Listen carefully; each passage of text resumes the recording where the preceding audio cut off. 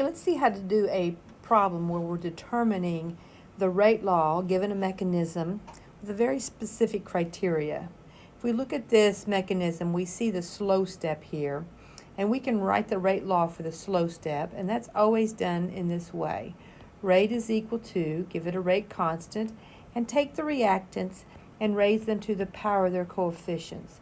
We do this for elementary steps only that are in a rate law. That is, to use the coefficients as the powers. Now, when I write this, I see that we have got a intermediate in that rate law. Cl is formed in step 1 and later consumed in step 2. That is an intermediate. And you never want to leave a rate law with an intermediate in it. If that weren't an intermediate, then the rate law of the slow step is the rate law for the overall reaction. So what we need to do now is to see that there's only one very specific way that you are learning to do a replacement, and that is if the slow step is preceded by a fast equilibrium. And that's what I see here.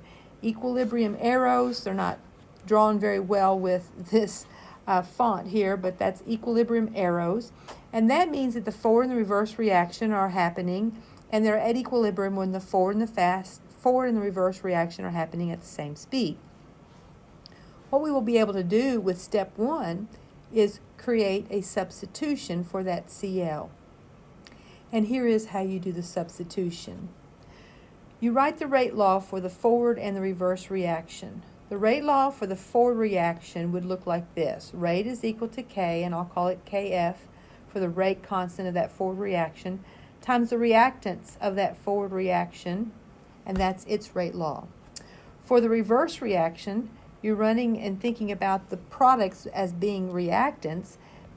The reverse reaction would have a K for the reverse reaction, and we would have Cl, and it would be squared, because Cl is the reactant when you're thinking about the reaction in reverse. Now, since it's at equilibrium, the rate of the forward reaction would have to equal the rate of the reverse reaction. So I'm going to set the two halves equal to each other, these two portions here.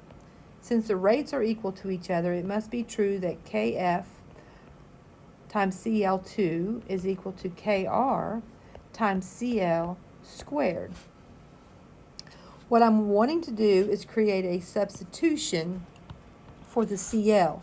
So I'm going to solve this for Cl here. To do that, I'm going to get the Kr to the other side, so it's Kf over Kr times Cl2 is equal to Cl squared. And then I'm going to take the square root of both sides. Okay? So we have Kf over Kr to the 1/2 power. And we have Cl2 to the 1/2 power. And that's going to be equal to Cl.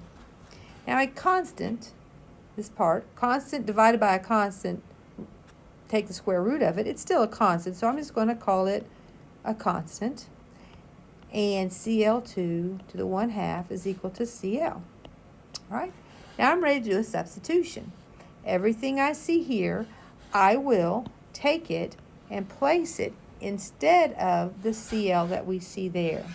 And this will give me rate is equal to a constant times this other constant, and a constant times the constant is still a constant, so I'm just going to use the K there, times Cl2 to the 1/2 power. So I've brought this up and replaced the Cl with Cl2 to the 1/2 power. Now the CHCl3 is still present there, so now I have done a substitution.